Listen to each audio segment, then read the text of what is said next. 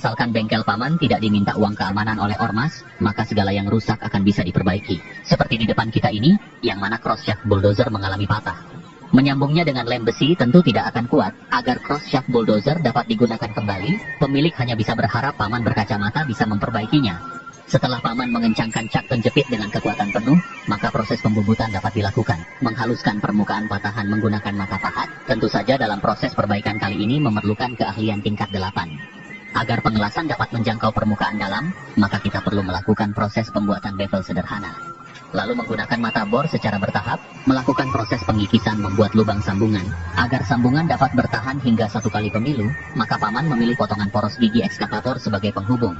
Setelah sang ahli mendapatkan data ukuran yang sesuai, maka dapat melakukan pemotongan pada bagian batang poros, lalu meletakkannya di mesin press hidrolik. Ini dilakukan paman karena memukulnya menggunakan palutor juga tidak bisa.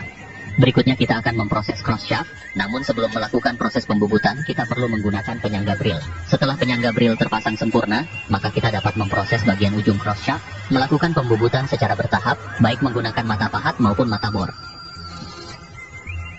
Kini diameter lingkaran lubang yang dibuat memenuhi standar penyambungan, namun sebelum melakukan pengelasan paman berkacamata perlu melakukan pengukuran panjang alur gigi. Dalam proses ini tentu saja memerlukan ketelitian dari paman berkacamata, sedikit saja paman lengah maka siap-siap mesin bubut diangkut oleh ormas. Berikutnya kita dapat melakukan pengelasan menyeluruh menggunakan kawat las berkekuatan tinggi, karena pengelasan meninggalkan jejak yang kasar maka kita perlu melakukan proses pembubutan kembali. Sekarang permukaan sambungan telah halus dan mulus, namun karena penyambungan mengakibatkan panjang alur gigi berkurang, maka kita perlu kembali.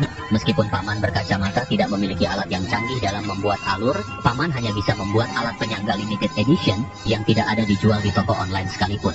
Meskipun alat ini sederhana, setidaknya sangat membantu paman dalam melakukan pekerjaan. Bagi paman asalkan bengkel tidak diganggu preman berkedok ormas, maka kreativitas dalam melakukan perbaikan akan selalu ada.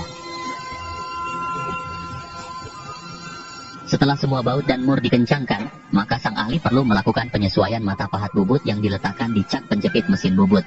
Lalu melakukan proses pengikisan secara bertahap. Dalam proses ini perputaran planet seakan terhenti hanya ingin melihat kreativitas paman berkacamata yang begitu tinggi dalam melakukan perbaikan.